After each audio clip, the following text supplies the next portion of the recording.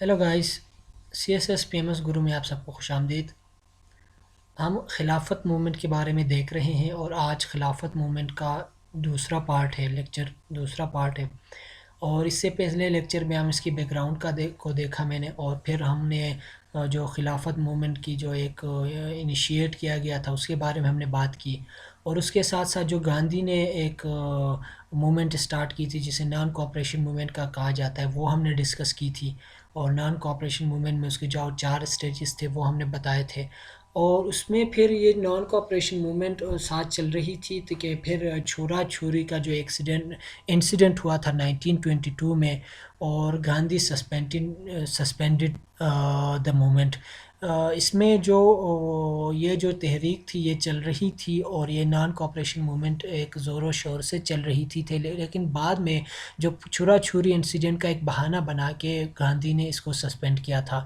چھورا چھوری میں ان کو جو ایک پولیس چوکی پہ جو مسلمانوں نے حملہ کیا تھا، وہاں کی جو ہندو پولیس تھے ان کو انہوں نے جلائے تھے، تو اس کو ایک بہانہ بنا کے انہوں نے جو نان کوآپریشن مومنٹ تھی وہ انہوں نے سسپینڈ کر دیا تھا، وہ انہوں نے ختم کر دیا تھا، اور اس کی وجہ سے بہت ہی زیادہ ایک امپیکٹ پڑا تھا۔ تحریک جو تھی وہ تحریک خلافت جو تھی اس پہ بہت زیادہ امپیکٹ پڑا تھا اس کی وجہ سے۔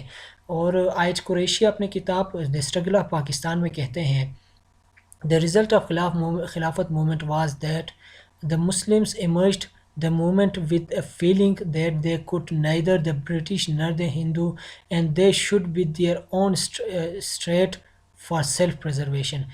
مطلب انہوں نے یہی بات کی تھی کہ اس میں یا جو پہل تو جو ہندوز نے ان کا ساتھ دیا تھا بے شک، لیکن یہ آئج قریشی کہتے ہیں کہ پیورلی ایک مسلم ہی ایک مسلمانوں کی ہے ایک مومنٹ تھی، مسلمانوں کی ایک فیلنگس تھی جس میں جا اس کو نہ ہی ہندو سمجھ پا سکتے تھے اور نہ ہندو اور برٹش سمجھ پا سکتے تھے۔ وہی ہوا تھا، کیونکہ جو نان کوآپریشن ایک مومنٹ تھی اس میں ایک دم سے اس کو سسپینڈ کرنا، جو چھورا چھوری کا ایک انسیڈنٹ کا ایک بہانہ بنا کے اس کو گاندھی نے سسپینڈ کیا تھا۔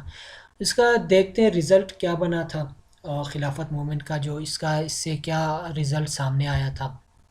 پہلا یہ کہ provide dynamic leadership to the Muslims.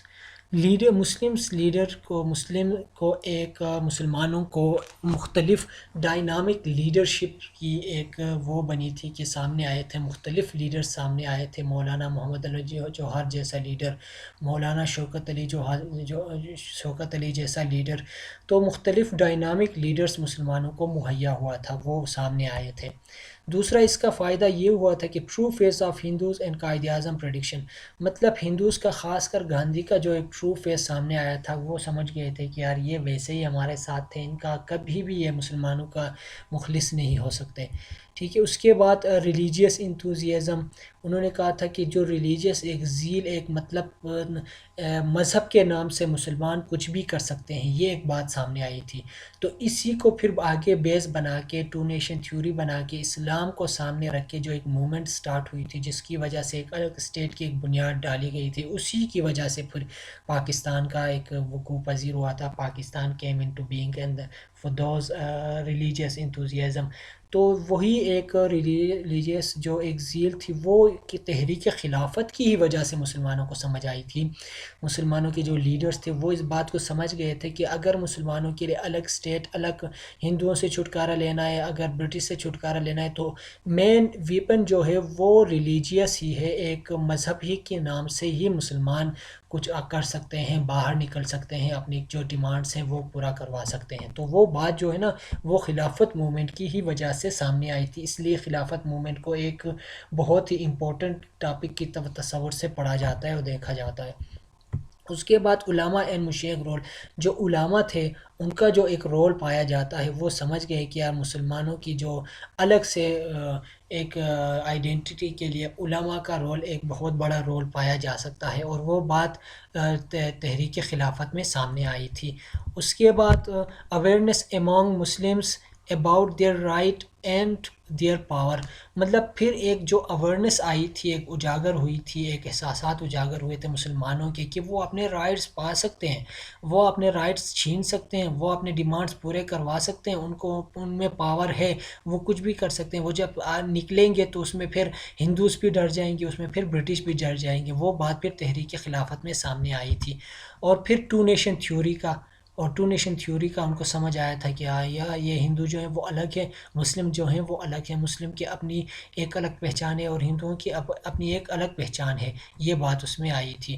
اور اس سے جو یہ فیل کیوں ہوا تھا، مین ریزن ایک تو رزلٹ جو تھا، رزلٹ یہ چیزیں آئی تھی کہ ڈائنامک لیڈرشپ ان کو ملا تھا، ٹرو فیس آف ہندوز ان کے سامنے آئی تھی، ریلیجیس انتھوزیازم کا ان کو پتہ چلا تھا، علماء کا رول کا ان کو پتہ چلا تھا، ان میں اویئرنیس آئی تھی، ٹو نیشن تھیوریز وہاں سے برتھ ہوئی تھی. تو اس کے فیل ہونے کا مین پاور جو تھا، پہلا گاندھی کے رول تھا، گاندھی کا جو رول تھا، گاندھی نے جو رول پلے کیا تھا. پہلے تو انہوں نے ایک ان کو سبز باغ دکھا کے ایک موومنٹ سٹارٹ کر کے، لیکن اس وقت جس وقت ان کو کامیابی ہو رہی تھی، اسی وقت انہوں نے اس کو مطلب چھوڑ کے چلے گئے تھے. ان کے مطلب ایک جو موومنٹ تھی وہ انہوں نے سسپینڈ کر دیا تھا.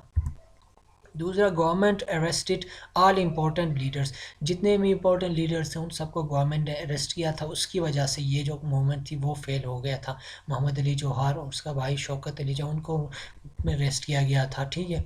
اس کے بعد گرینڈ نیشنل اسمبلی الیکٹڈ مصطفیٰ کمال، اور جو ٹرکی کے جو گرینڈ نیشنل اسمبلی تھی وہاں میں جو مصطفیٰ کمال کو الیکٹ کیا گیا تھا.